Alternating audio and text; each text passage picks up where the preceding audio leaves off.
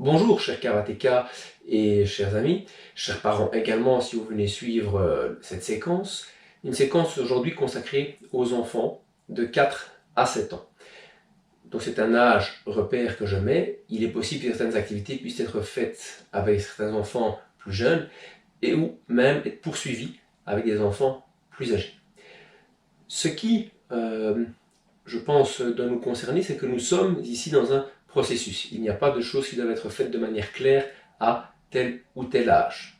Il faut comprendre que les enfants, entre 4 et 7 ans, restent en pleine acquisition de leur structuration spatiale, intérieure comme extérieure, et de la structuration temporelle. Donc ils ignorent ce que c'est qu'une seconde, une minute ou une heure. Par conséquent, lorsqu'on leur propose des activités et des exercices, il est possible qu'ils oublient ou qu'ils ne considèrent pas importants certains points que vous allez vous considérer comme importants. Il faut donc trouver des stratégies quand on joue avec eux afin de leur permettre de prendre en compte l'importance de certaines activités. Il est clair aussi qu'à cet âge-là, on va moins rentrer dans le karaté concret et beaucoup plus essayer de donner des stimuli pour les faire jouer et les faire s'amuser, mais des stimuli qui vont leur permettre de travailler leur karaté. Alors parfois les jeux peuvent paraître sortir du contexte, comme parfois ils peuvent rentrer de manière très précise dans le contexte. Mais je ne vous fais pas attendre plus, et voici les séquences que je vous propose. Une activité intéressante à faire avec les enfants, c'est de travailler des petits circuits avec des petits défis, des petites actions à réaliser. Le défi suprême étant de pouvoir faire tout le circuit sans se tromper.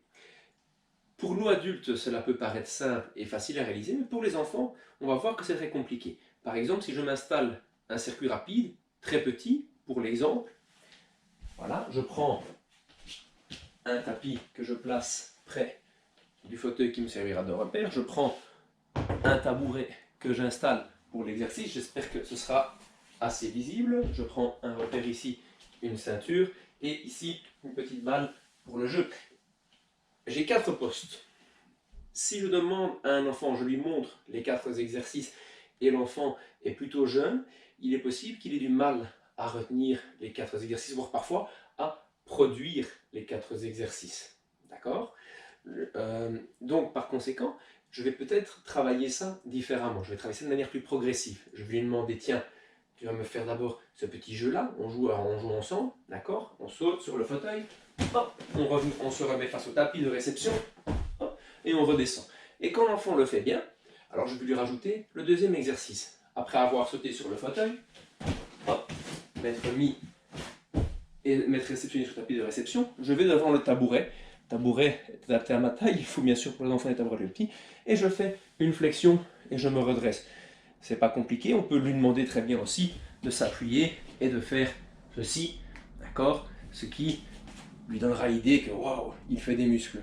D'accord? Une fois qu'il a fait les 2 premiers postes, qu'il les maîtrise bien, je rajoute par exemple une épreuve avec la petite corde, ici qui peut être un petit saut, simplement, car les petits ont parfois du mal à enchaîner. Bon, ici, il y a le plafond qui n'aide pas, mais voilà, hop, il en fait un, c'est très bien, il a réussi, donc il fait 1, 2, 3, et quand il maîtrise les 3, on rajoute le dernier petit poste, qui est peut-être un poste un peu plus ludique, où il peut jouer à attraper la balle, quelquefois, contre le mur. D'accord? Donc, au début, il commence simple, et puis ensuite, il fait son parcours, tac, hop, on vient, hop, on met bien l'espace de la corde, hop, je saute au-dessus, bravo, hop, tac, je joue, et puis je peux recommencer. Voilà, ça c'est pas très compliqué. Une autre manière de les aider à travailler successivement dans un petit parcours, c'est de le flécher. D'accord, j'emploie des repères pour que le petit puisse suivre.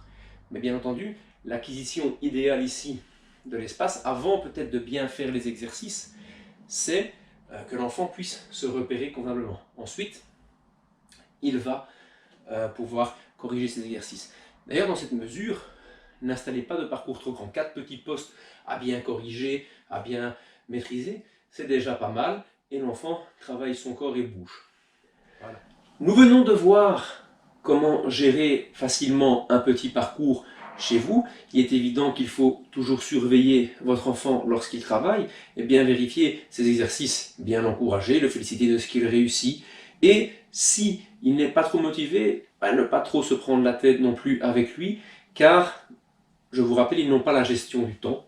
Donc, à ce stade-là, parfois, eh bien, la fatigue vient différemment ou l'envie vient différemment aussi. Alors, nous pouvons nous dire, allez, je me force, je fais ça pendant 10 minutes.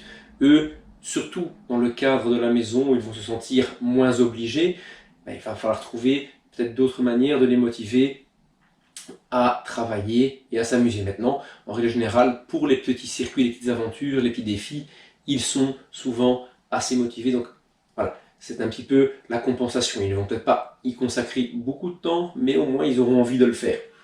Donc il faut jouer avec cette motivation spontanée chez eux. Je vais maintenant vous présenter des exercices de manière plus individuelle qui vont permettre un peu de travailler, de les mettre au défi également. Voici. Nous avons vu dans la vidéo précédente qu'il était possible d'employer par exemple les ceintures de karaté pour faire de la corde à sauter. Donc on va ici travailler sur cet exercice en spécifique. Car dans mon parcours, il faisait un saut ou un autre exercice avec et ça passait. Ici, on va plutôt se consacrer sur le fait, quelque part, de donner le défi d'apprendre à bien gérer son saut. Alors, il faut bien sûr essayer. Moi ici, elle est un peu petite pour moi. Idéalement, il faudrait que quand mes mains sont en hanche, elles touchent le sol avec 10 cm de sa longueur. Là, c'est la longueur idéale. Quand d'autant plus, j'ai un autre problème, c'est le plafond. Je vais essayer de le faire. Donc, ici, là, hop, travailler, hop. Voilà. J'en ai pas fait beaucoup, d'accord, mais l'idée est la même, c'est qu'au début, l'enfant, justement, il va avoir du mal à enchaîner son saut. Et il faudrait essayer, pour lui, d'y parvenir. Alors, on va essayer de donner des repères. Hein. Voilà. Je commence avec la corde bien derrière moi et pas devant. Je lance au-dessus. Quand la corde est passée au-dessus de ma tête, je fais le saut pour passer au-dessus. Et il va pouvoir apprendre, comme ça, à bien sauter. Ça va améliorer sa coordination et ça va lui permettre de travailler tout doucement son cardio. Dans beaucoup d'arts martiaux, la corde à sauter est un exercice qu'on emploie pour travailler le cardio, avec les différentes sortes, évidemment, de sauts. Il est évident que si je veux travailler certains enchaînements qui se font à la corde à sauter, la ceinture de karaté sera plus une gêne qu'un facteur de réussite. Mais par contre, elle peut me permettre de faire un autre exercice très simple. Je mets la ceinture comme ceci, voilà, il me faut juste une longueur de ceinture devant, elle ne doit pas forcément être droite, mais selon le mental de certains enfants, ils vont vouloir qu'elle soit bien droite. Et on peut travailler ici les repères de sauter avec son pied. Là, ils vont travailler un peu leur posture, ils vont travailler leur impulsion. Donc ça va être très très intéressant pour eux. D'accord? Si je ne mets pas le repère, je n'ai pas de défi. Si je me trouve là sans ceinture, bah oui, moi je vais faire ça. Puis je vais faire ça, parce que finalement, qu'est-ce que ça peut faire? Quand j'ai une ceinture devant, ils vont automatiquement vouloir exagérer, ils ne vont pas vouloir la toucher. Donc ça, c'est un exercice qui peut se faire très facilement pour eux aussi avec la ceinture de karaté. Un autre exercice que j'emploie parfois avec les tout petits, c'est, je la mets dans ce sens-là. Je vais vous montrer, voilà. Tout simplement pour travailler les premières bases techniques du karaté. Donc je raconte une histoire, je dis voilà, ça c'est un serpent qui fait dodo, et pour qu'il s'allonge bien, pour qu'il s'étende bien, on doit passer au-dessus de lui, on ne peut pas le toucher. Je me mets comme ça, et je mets le poing au-dessus, et je vais essayer de lui faire allonge-toi. Voilà, je passe, je ne le touche pas, mais je pousse avec la main pour l'hypnotiser, pour qu'il s'allonge, et je travaille, comme ceci, sans l'écraser, d'accord? Et là alors, le serpent il peut faire dodo parce que je l'ai aidé à s'allonger. Il faut passer plusieurs fois bien sûr. Et le côté affectif, on a un animal qu'on ne veut pas toucher, et bien alors on va être obligé de passer sans toucher la ceinture. Et donc du coup, on va travailler, si vous voulez, le déplacement dans un kutsu, première position de karaté, mais sans être sur la même ligne. Quand je n'ai pas le défi du serpent pour un enfant, il va travailler, vous voyez, bon, pourquoi? D'accord, le point, je dois suivre quelque chose. Le fait de regarder le sol va permettre aussi de suivre. Là, j'allonge j'hypnotise le serpent avec mon poing, je lui fais regarde là-bas, regarde là-bas. Ah, alors, hop, je tends mon bras devant et je travaille à la perception de la posture.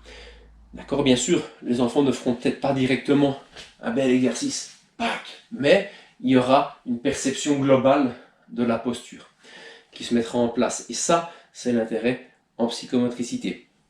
Un autre petit exercice que je peux faire comme ça aussi, c'est d'essayer, là, toujours en prenant la métaphore du serpent, en disant qu'en mettant des vibrations, je peux le bercer. Eh bien, je saute de gauche à droite et je travaille mon équilibre dans l'exercice. Donc ce sont là des exercices à faire avec eux qui changent et qui leur permettent de bien travailler également. Ensuite, je peux encore avoir ceci pour travailler une bonne gestion de mon espace et de mon équilibre. Je peux demander par exemple aux enfants d'avoir un pied devant, un pied derrière et de faire un coup de pied, mais de redéposer le pied bien derrière la ligne que représente ma ceinture, mon petit serpent imaginaire. Et à ce moment-là, bien entendu, l'enfant est obligé de travailler. Si je suis sans repère, je vais poser mon pied là. Qu'est-ce que ça change? Qu'est-ce que j'ai à accomplir? Je vais pas, oui, alors, je ne l'ai pas mis derrière et alors. Mais j'ai ça, là où, là il y a un repère. Là, je peux voir si je réussis ou si je rate. Et même pour les plus grands, jusqu'à des adultes, ça peut être intéressant à faire. Tac, hop, je dépose. Tac, hop, je dépose. Alors, qu'est-ce qu'on va avoir chez les enfants? Mais ça, on travaillera sur d'autres séquences. Ils vont faire ceci. Il ne faut pas trop s'inquiéter. Ils lancent leurs jambes comme en French cancan. C'est pas grave. Si déjà, pour eux, ils le mettent là et puis le redéposent derrière, chez les tout petits surtout, on a déjà une structuration de l'espace qui se met en place. Donc, pas de quoi s'inquiéter.